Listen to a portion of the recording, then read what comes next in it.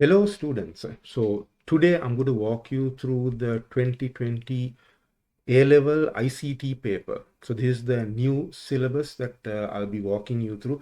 So I have over 25 years in experience in the IT. So let's see how you can optimize answering the English ICT A-level paper.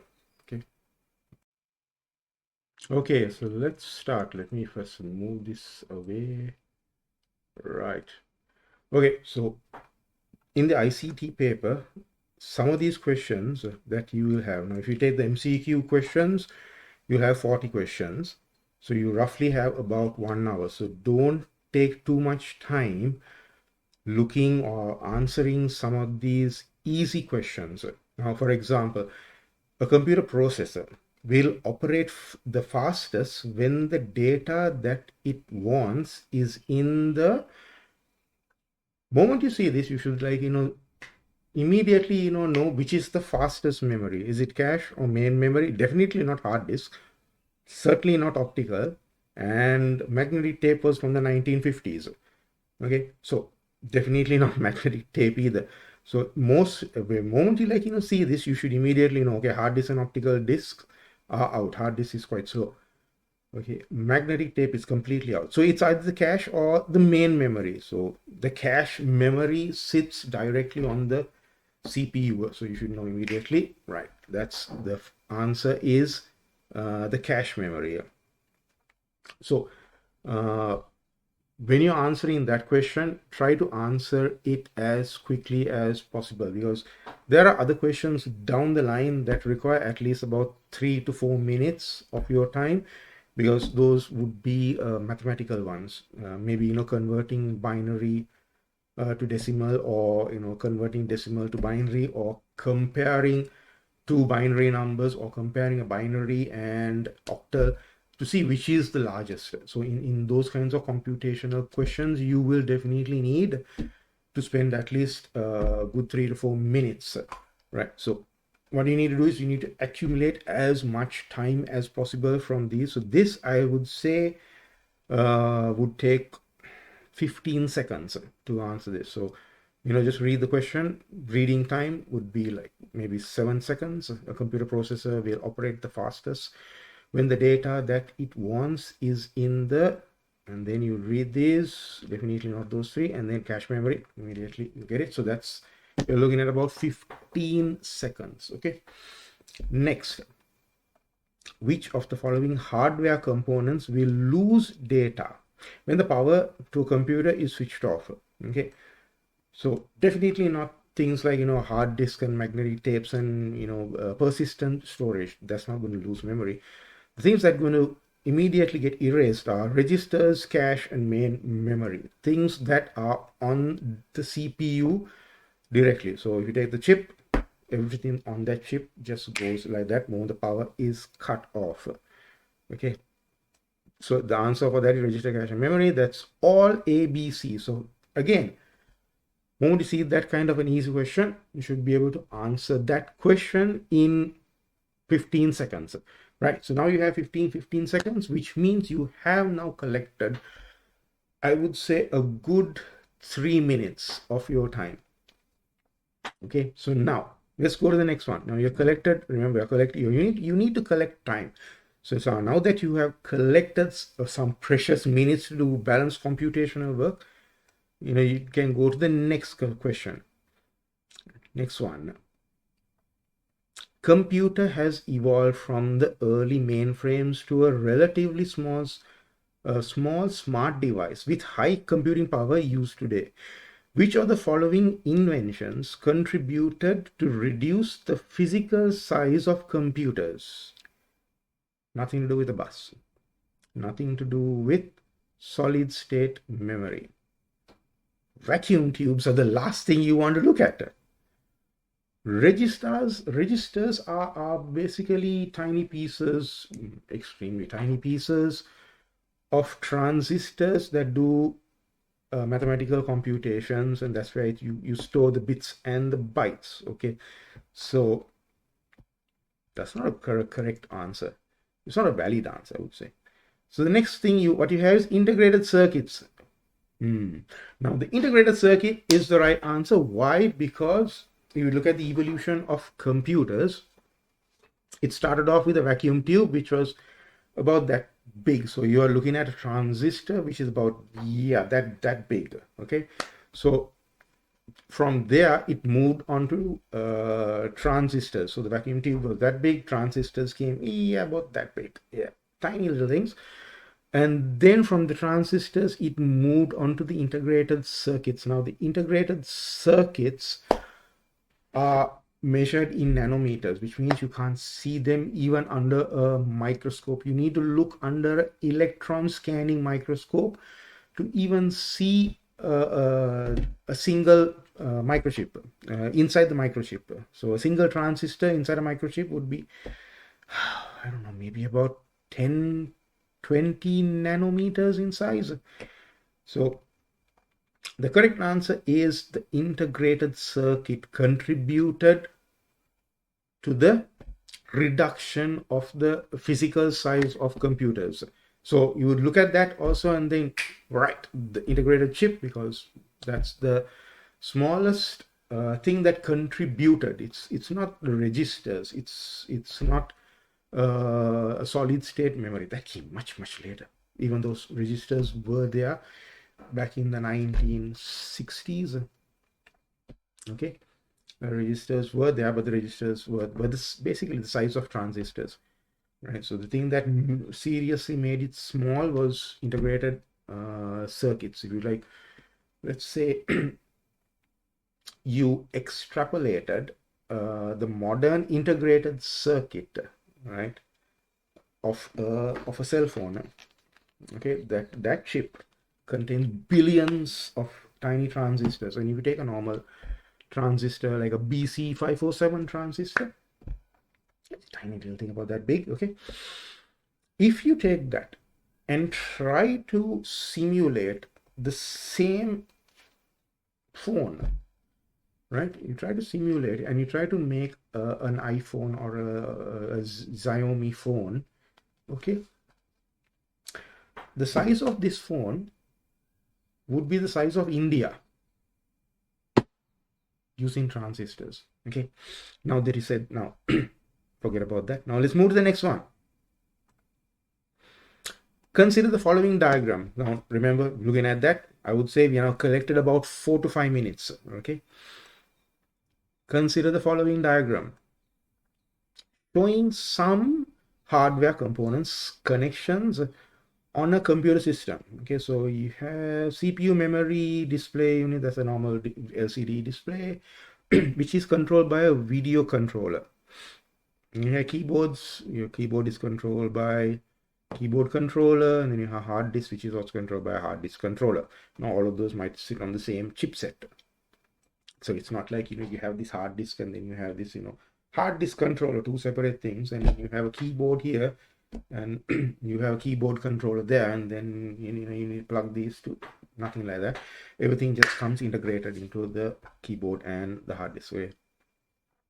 Okay, so the question is the hardware part within the CPU indicated by A, that one, in the above diagram has a set of registers that has the memory translation maps of the currently running processor.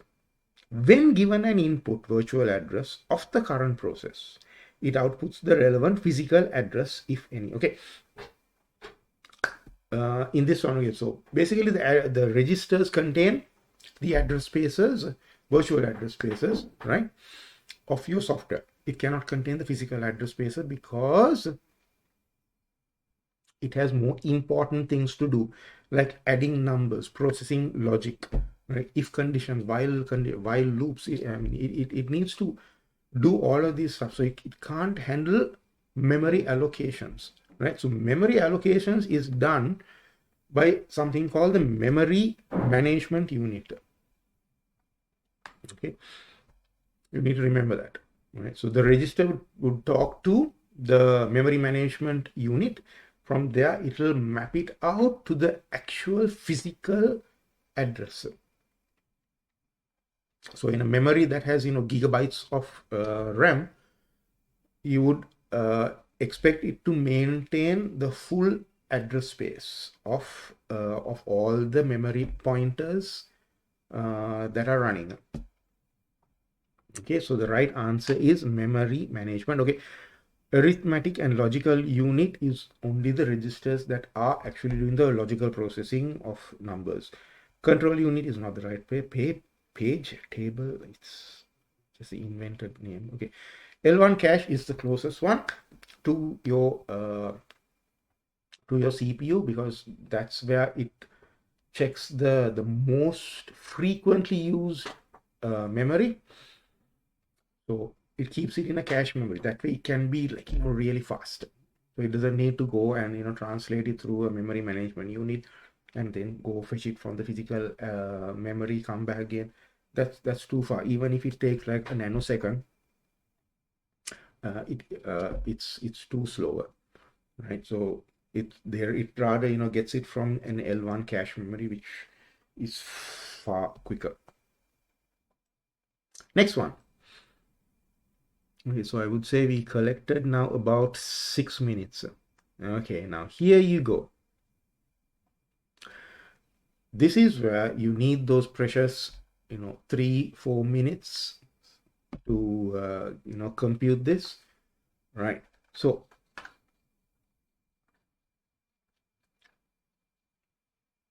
consider the two binary numbers, P and Q, okay? If X, P or Q, and Y, P and Q, what will be the values of X and Y respectively? Okay, so if I wanted to compute this, what I need to do is just open up my Paint. Okay, let me put it up here. Okay, yeah, so that should be it, right? Let's see. Right, so let me first draw on this if I can find that. All right, so the numbers are 1 0 0 1 0 0 0 1, and other one is 0 1 0 0 1 1 1 0. Okay, this is an OR condition. Okay, now because it's an OR condition, we can add these two, we can use a logical OR on the bits, right? Starting from here, you use a logical OR. So it's either 1 or 1. So let's say the standard logic of a Boolean logical gate, okay, would be also the same. So it's basically 1 or 0 means true. So it's the only time where you would have a 0 if both numbers which are being compared is 0. So in this case, again, it's 1, and here 1. Again, this one is 1, and here we have 1, and again 1, and here 1, and again 1. So in every single one of these, it's basically 1 1 1 1 1. So what I am going to do is I'm going to see if we already have an answer for that. Yes, we do. So we have two answers with 1 1 1 1. Okay, which means we need to do the second computation as well. So second computation will be the AND. So I need to write that. Okay, let's write it down again. Right, so just I'll just select a different color. Okay.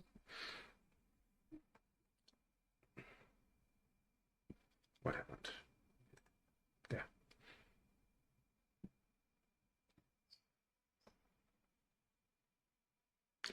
Right, so it's AND. And basically means both of these digits have to be 1 in order for it to become 1. But since both of these are different, that means it's 1 and 0, the AND does not work, which means it's 0. So same with everything else, this and this. So it's an AND operator, both should be true.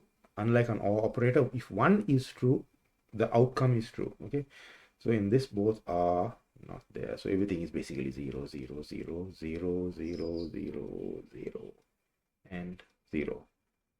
4 5 6 7 8 1 2 3 4 5 6 7 8. Yep. I don't see anything. Yeah, so that's it. Okay, now let's go and see whether there is something. So there is something there. Okay, so because we have that here,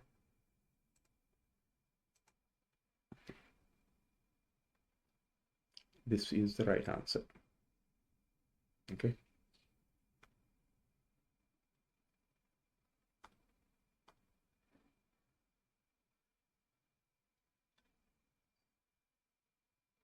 Next one. What is the 2's complement of the decimal 12? Right, let's look at that now. So let's look at how we can convert this. So basically 2's complement mathematics is needed simply because a computer cannot subtract numbers in its raw form. If you take the chipset, the chip itself, okay, the registers cannot subtract numbers. It can only add numbers, right? So because it can only add numbers and cannot subtract or multiply, what we need to do is we need to shift the bits of the two numbers that are going to be subtracted from. Okay, so in order to do that, you have to play around with these numbers. So let me go back to my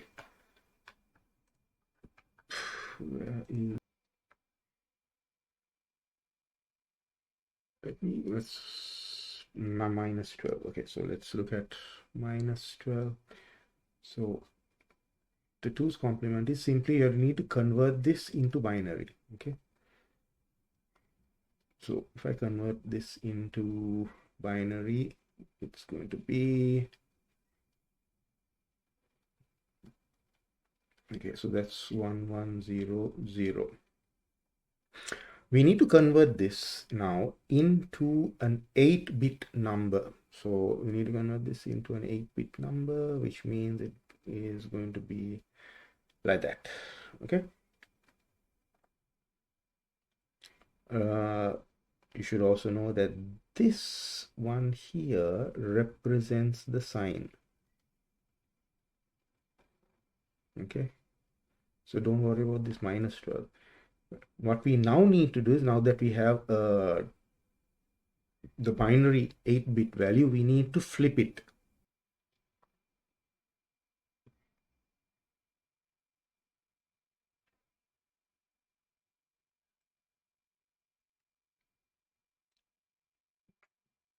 Okay, once we have flipped it,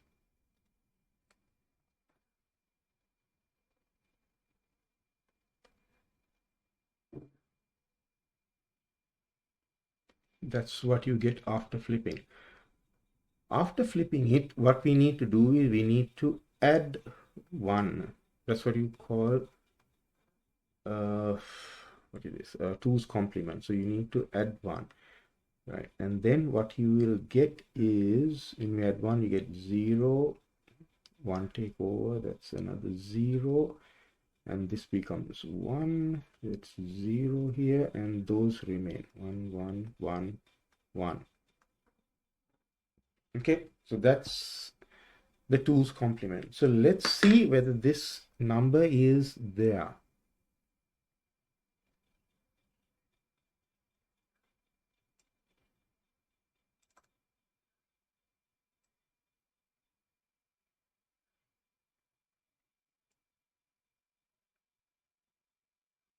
Should be there.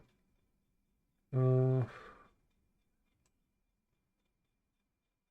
1 1 1 0 100. Yeah, there it is.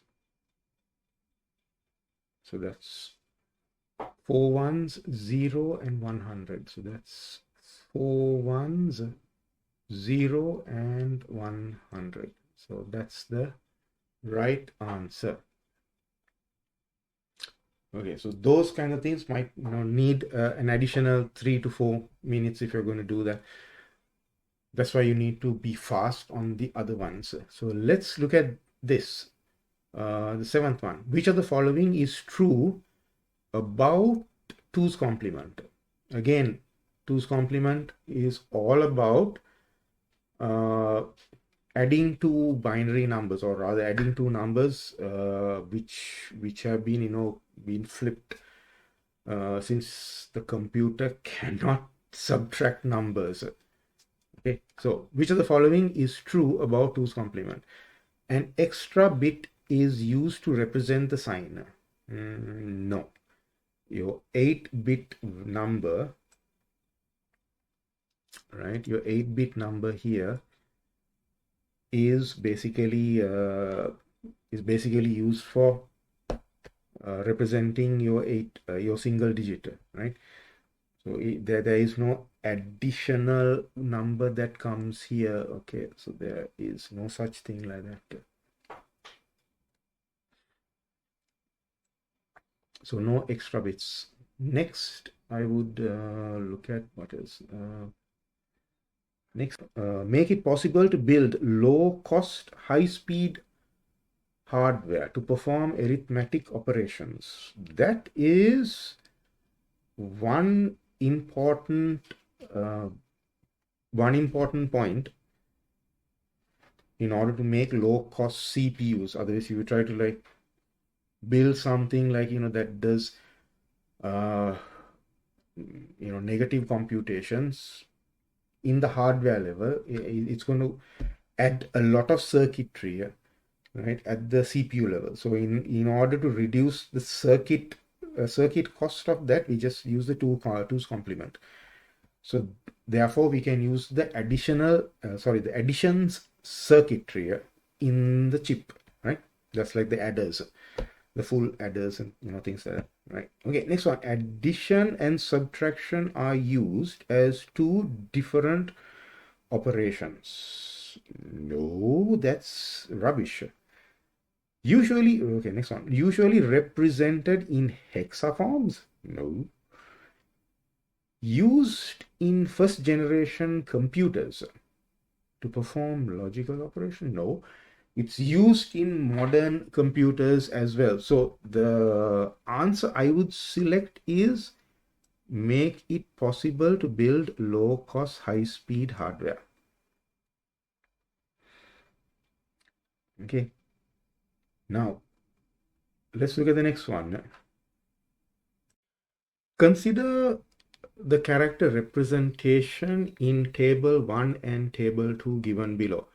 Now, as you can see, this is not an ASCII format. This is the Sinhala alphabet as well as the Tamil alphabet.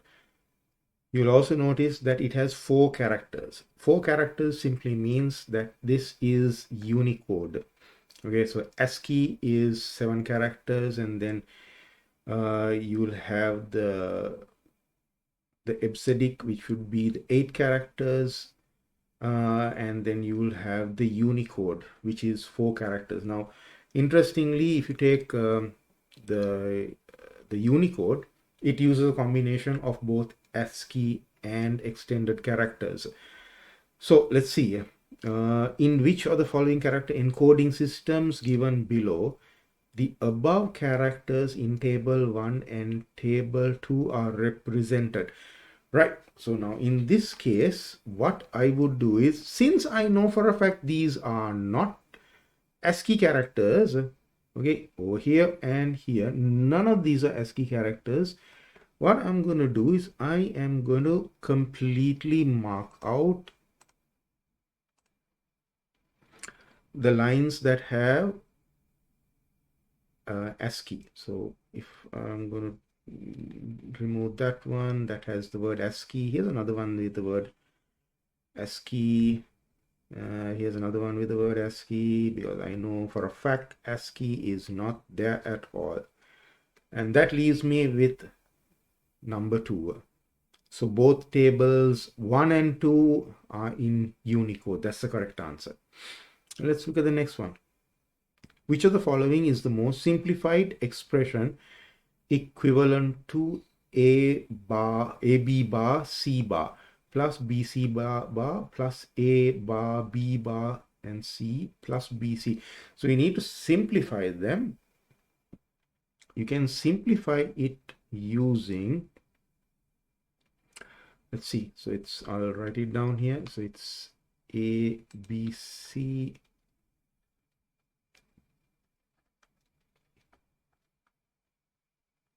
A, B, C, blah, blah, plus BC bar,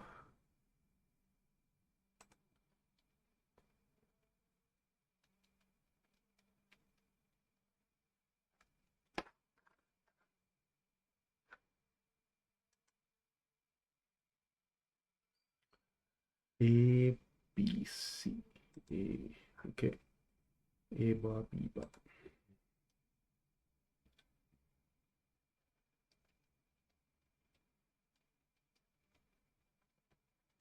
Plus BC.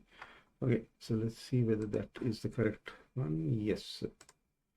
Right. So we can use simple algebra. This is an algebra equation. So it's, I can take out C bar out because C bar is common, and I'm left with A B bar plus B plus I can take C out from here, and I can have A B, yeah, bar and B. Right. So let's see whether this is found. Okay.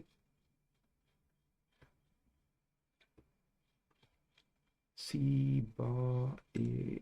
Okay, so it's here we go. Right. So we have C bar and A B bar plus B and C A bar B bar, A bar B bar plus B plus B. So here we go. That's the right answer. Right, so that's a basic algebraic equation. You should know that. Okay, so next one, a block diagram of a sequential logic circuit is shown below, with one block labeled A and the other block labeled B. Right, so this is kind of like a flip-flop. Okay, so it's used in clocks where this is the memory. Okay, so the output of the main combinational circuit is then sent into a memory chip. Is kind of like a flip-flop where the output of one is dependent on the input of another component. So the memory is here, which generally has about 1 or 2 bits memory. It's very small memory. Okay, right. So this is your main combinational circuit, which means which are the following statements above the above block diagram are correct. Block A is a combinational logic circuit. That's true. Block B is a memory element. That's correct. It could be either 1 or 2 bits memory. It's not in megabytes or kilobytes. It's in bits. Okay. Only block A can be implemented using logic gates. Right. So let's look at this.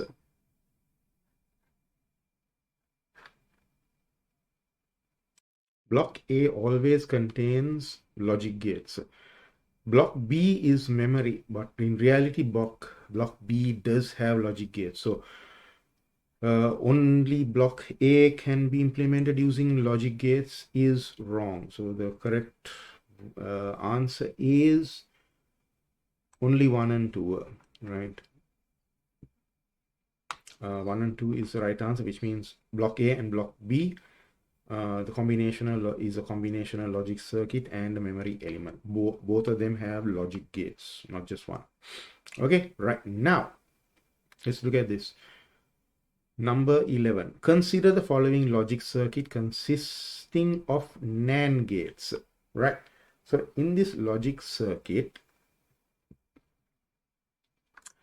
A and B are going into an AND gate, and over here also we have A bar going into an AND gate, so the A bar becomes A, and X, when it if it was an X bar, then X bar becomes X, right? So this also continues like that, so it has to end up from here, so Y becomes Y bar. So if the required output of the above circuit is AB plus A bar B bar plus C bar, then what should be the input of X here and Y? Okay, now very interesting. Okay, let's look at it from here. If this A travels through this, it will become, since it's a NOT gate, it becomes A bar. A bar will go like that and come out from here, becomes, again there's a NOT gate, it becomes back again to A. Right. Same with this. B goes in, becomes B bar. B bar goes in here, comes out as B.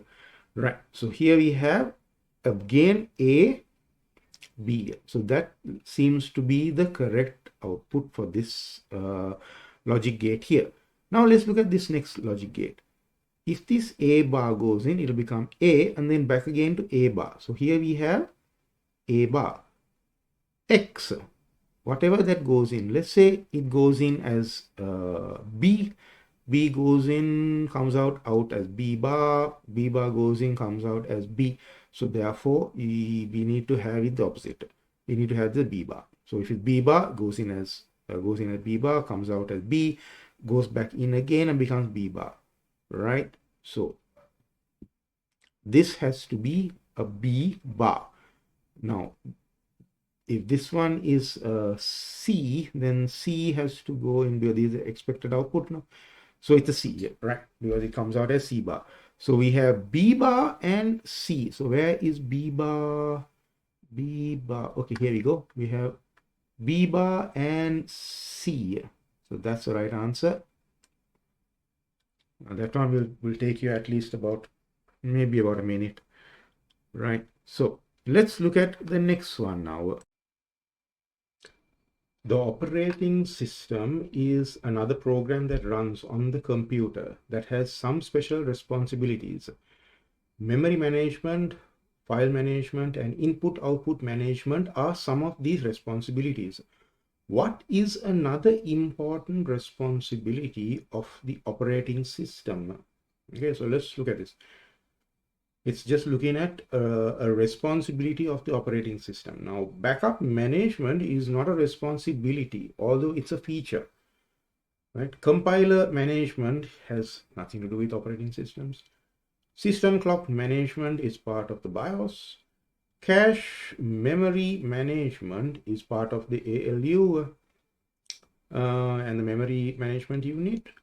Process management, now that's a word. Process management is part of an integral part of the operating system of either Windows or Linux or Unix or any other operating system. And the main thing it does is it handles the running processes. So if you have, like, you know, a virus scanner, that is a process. If you have Word, it's a process. Excel, PowerPoint, even if you're running a calculator, it's a process. A web app is a process. Browser is another process. Browser tabs might be in multiple processes. So when you're switching from different processors and bringing them into active view, the process management module kicks in and it basically handles that particular process, and that's part of any operating system. Let's look at the next question. When the number of processors started by a user on a single processor computer increases, so that means you have a single processor, not a quad core or something like that, what happens to the response time of each process as perceived by the user and the memory management related work of the operating system respectively? So respectively means first we need to get to the process. That means how does the process look like? How is it perceived by the user? Both the response time and the memory management related work increase. Okay. That's true. The response times increase and the memory management work related also increases. Next is response time decreases. No, I'm going to cut that out because I don't want that to confuse me. Okay, that's wrong. Okay, next one. Response times increase while the memory management related work decreases. Not really. Memory management work increases. Okay, both the response time and the memory management related work decreases. Absolutely not. Wrong. There is no change to either one of them. Absolutely wrong. Okay, so the correct answer is both the response time and the memory management related work increases by the operating system. That's the right answer. Next one. Which of the following is not a responsibility of the operating system? Allocating physical memory to a process. Yep, that's part of the operating system. Dealing with which process to run. That's a major part of the operating system. Keeping track of the usage of compiled program files on a hard disk. No. Keeping track of which parts of a physical memory are in use, which to free. Absolutely, that's a requirement. Swapping process between physical RAM and disk. Absolutely, yeah. So we have 4 right answers. So allocating physical memory, yes. Deciding which process to run, yes. Keeping track of which parts of the physical memory to use, yes. And swapping processes between physical memory and disk, yes, that's the swapping. So the correct answer is keeping track and usage of this one, which is the not correct answer. Rather, it's the required answer. It is not a responsibility of the operating system. Okay, next one.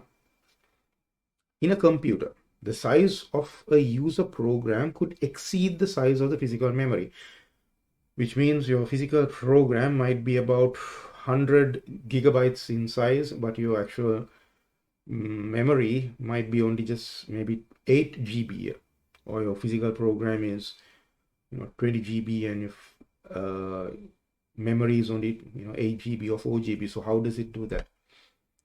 Also, only the demanded areas of programs are kept in physical memory. That's correct. So which module is responsible for this? So let's see. The use of a cache memory. Use of cache memory is only required for the arithmetic and logical unit of the main chipset. Okay. The use of contiguous files allocation. No. That has nothing to do with memory. The use of file allocation table. Nothing to do with memory. The use of memory management unit. Yes. Very directly responsible for allocating memory for a particular program to run. So you have a particular program, and let's say it's like 10 GB, and you only have 4 GB RAM. It'll only allocate the required RAM needed by that particular process within that program, even though the physical size of that program is 10 GB, and the requirement might be also 10 GB. At that particular split second, it doesn't need 10 GB. It might only need 500 megabytes. So that's what a memory management unit will do. Okay, page. Other one is the use of pages, frames, and page tables. No, that's something completely different. So the real answer is this one: the use of memory management unit. Let's look at the next one. Which of the following statements regarding compilers and interpreters are correct? Now, this is something that you have also learned many years ago. So they will ask you even after years of studying ICTA, even during your O levels, from grade 10, grade 11, grade 12, they will ask these questions. Okay, so you need to know the answer. Okay, so a compiler transforms an entire high-level language program into a machine code. Yes. An interpreter converts each high-level program statement into a relevant machine code during the program run. Yes. Compile codes usually run faster than interpreted codes. Yes, absolutely. So all 3 of these are correct. Next one.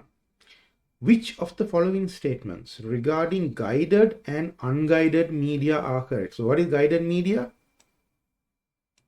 and what is unguided media? Guided media is, you should know that it's wired connectivity.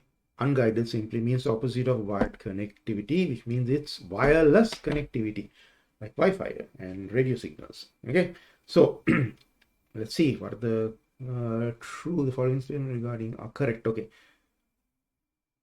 guided media transmission supports higher data speeds than unguided media transmission. Correct. Guided media is subjected to less interference than unguided media. Correct. There's less interference. There are no walls inside a cable, right? But out here there are walls, so the Wi-Fi signal can't get through the walls, or rather it's just interference. Next one, unguided media transmission is more secure. No, I can hack into a Wi-Fi signal if I had the tools.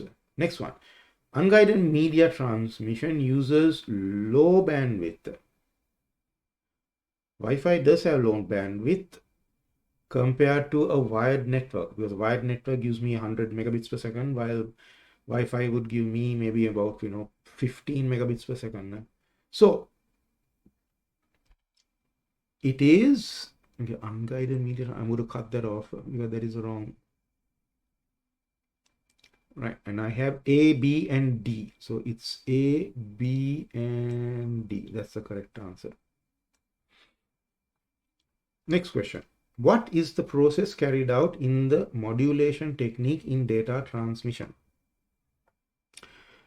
Right, here we go. What is the process required, okay, or carried out in the modulation? So the word here is modulation and not demodulation, right? So it's encoding, it's not decoding. Okay, so it's like a trick question.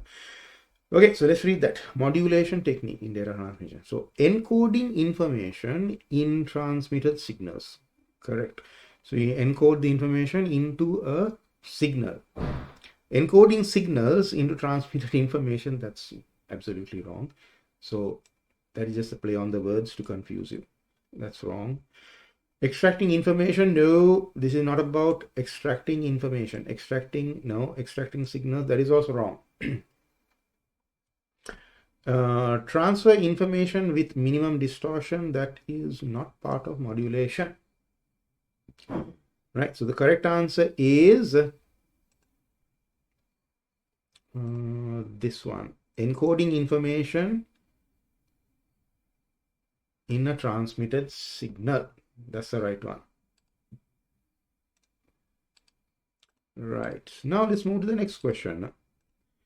Which of the following statements about bus topology are incorrect? Okay, bus topology. Let's see. Computers and network devices are connected to a single cable. That is a correct topology of a bus. Okay, correct. Rather, it's a correct and accurate statement of the bus topology. Next one. All traffic flows are either clockwise or anti-clockwise. That is a ring network. So one answer is this. So that answer is correct.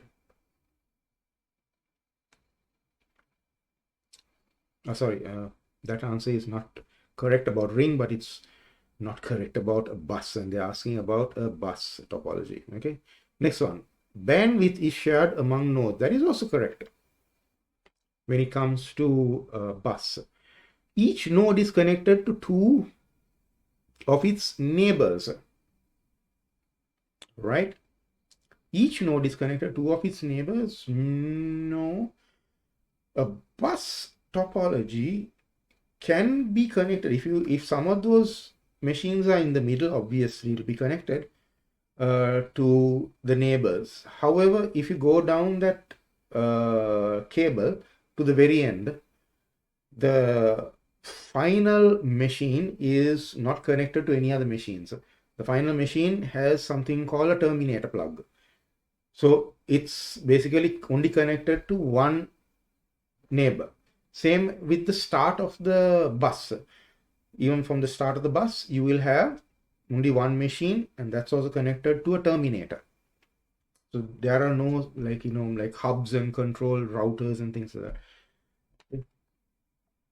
Oh, right. So that's yeah. So it's B and D. B and D is the correct answer. Are they? Right. So B and D, because both of them are incorrect regarding bus. Next one. Consider the following statement with a blank. A media access controller MAC address is usually represented in, not octal, it is hexadecimal. Those are hex values. Okay, so that is that. Then you are requested to create 16 subnets. Right. You are supposed, okay, so you are to create 16 subnets on the next question with a class C IP, which subnet mask is suited to create the subnet. Okay, now for this, okay, class C, I need to do the drawing. Okay, let's erase that board.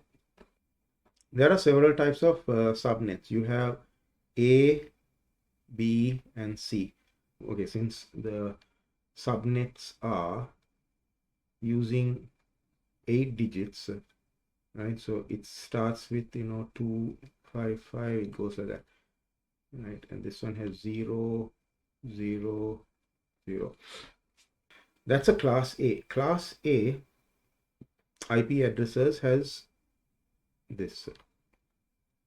Okay, 255 as the first number.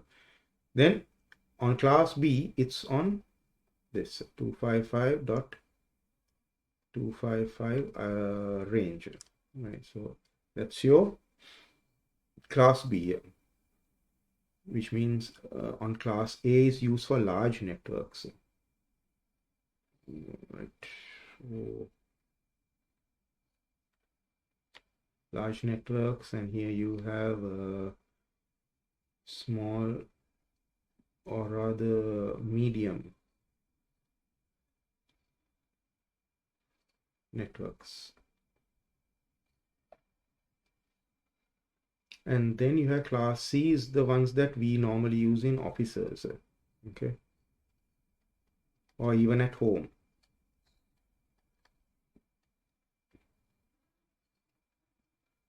Okay, so those are very small networks. Right. Now, what we are going to do is, since the question was class C, okay, and it's 16 subnets. So 16 subnet, let me show you. It's saying okay, class A, it's okay, to create 16 subnets. Okay, so we need to create 16 subnets with this class C. Which subnet mask is suited to create the subnet? Right. This is where you need to play around with these numbers. So we need to create 16 subnets. And if you look at that 255, 255, 255, it actually translates to something like this: 1, 1, 1, 1, 1, 1, 1, 1. Right. This one computes to 255, 255. Okay. And same as this and this. So that's how you get this repeating number, which is basically the digit 1, and it goes all the way for another 24. Okay, this is 8 digits here, that's 16 digits, so it's 24, and the final 8 digit. Now this final 8 digit is the one that we are going to play around with. Okay, this one here. right? Because those IP addresses are based on this value here, right? Where the computations are actually going on, like exactly how many IPs, or how we're going to, like, cut this. So let's see now, this 8, right, basically is again 8 digits in the binary. Okay, so in the 8-digit binary, now if you're going to get 16 of these, 16 subnets, how do I make 16? Okay, in order to make 16, I need to divide this. 0, 0, 2, okay, 0, 0. So how many twos are there? So it's like 2 to the power of 4. So it's 2 to the power of 4. That means there should be 4 ones here. 1, 2, 3, 4, and 0, 0, 0, 0. Okay, so 2 to the power of 4 is 16. So that's how I got this number here. Remember, all of these are 1, 1, 1, 1, 1, 1, 1, 1, 1, 1, 1, 1, 1, 1, 1, 1, 1, 1, 1, and then only comes to this point. So there is a continuous numbers of ones here. That's how subnet mask basically behaves.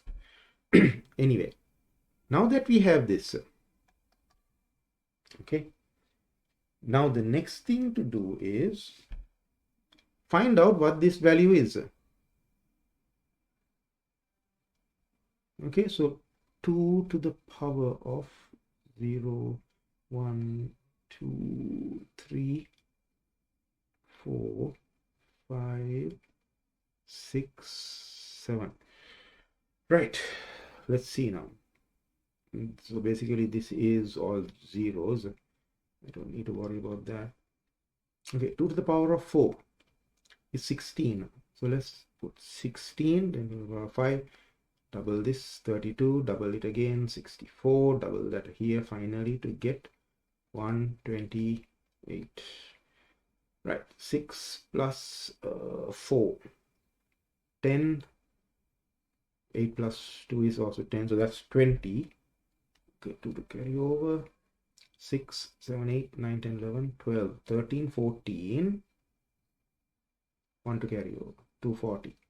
Do we have a 240 in our answer? Right? Do we have a 240 in our answer? Yes, we are 250, 224, 252, 248, and we have a 240 in our answer. So the right answer is 240. Okay. Now let's move to the next question. Right. So which of the following statements regarding the testing of a system are correct? Black box testing involves detailed checking of each line in the code. That is absolutely false. Unit testing helps to uncover errors in the code. Yes, it does. All right.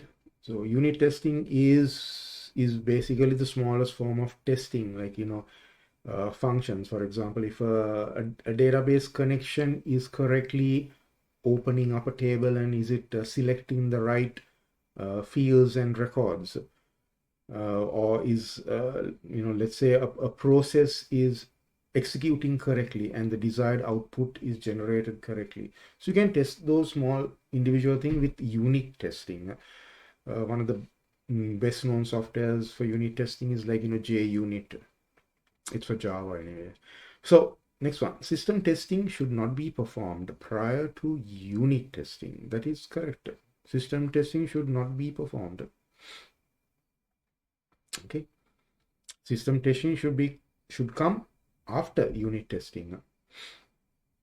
right? So the right answer should be A and C. So because unit testing helps to uncover, oops, not that. Black box testing involves detailed checking of each line. That's the wrong one. Okay, so B and C, yeah, right?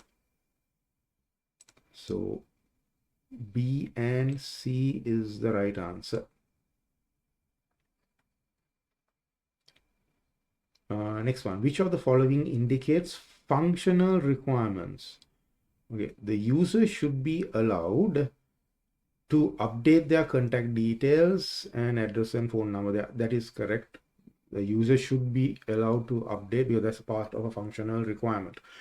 Any user request must be responded within 2 milliseconds. That is a performance requirement, not a functional requirement. Okay.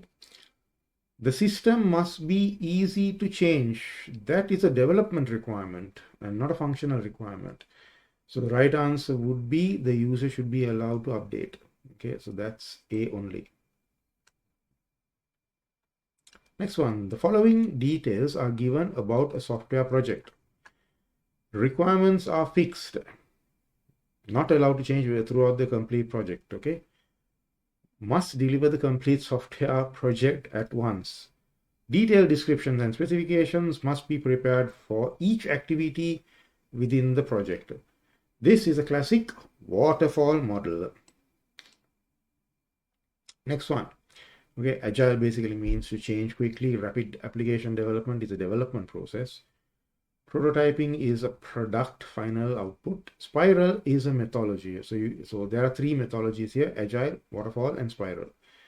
And the most rigid one, where you can't change anything, is a waterfall. Okay. Which of the following statements on data flow diagram is incorrect? Context diagram is a DFT with the highest level of abstraction. Correct. All data stores in a system must be represented in the context diagram. That's a good, it'll be good if you can have that. Data flows are used to link the other components in a DFD. Elementary processes are not decomposed, correct. External entities in a DFT act as sources or recipients of data. So data flows are used to link other components in a DFD. So DFD should have only one component, or rather one aspect of it. So the right answer would be data flows are used to link the other components. That is incorrect. What is the correct SQL statement to delete a database called ALDB? Now, if it's a MySQL, then it will be drop database. So this is the right one, drop database, ALDB. Which of the following statements about a relation in the second normalized forms are true? Right, so it can have a composite key. Yeah, that is true. Right, it should be in the first normalized form. All non-attributes are fully functionally dependent on the primary key. Actually, it's not dependent on the primary key. The non-key attributes are fully dependent on the composite key. Right? It is fully dependent on the composite key. So the right answer would be A and B.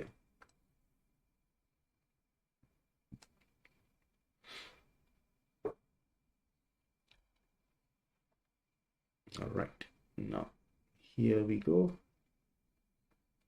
Next one. Which of the following statements regarding the logical database schemas are true?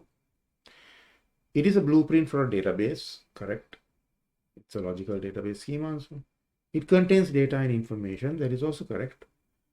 It formulates all the constraints that are to be applied on the data.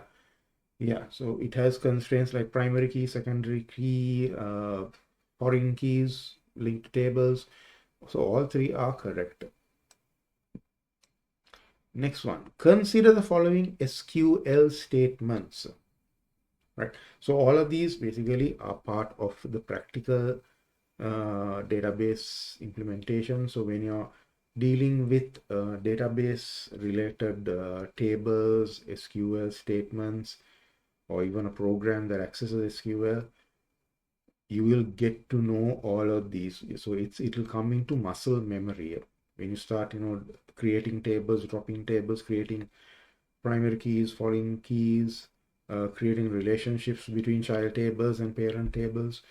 When you get to the practical side of it, it'll just become muscle memory in you. Okay. Consider the following SQL statement: alter table subject add primary key subject ID. Okay, so alter table simply means you alter the existing table.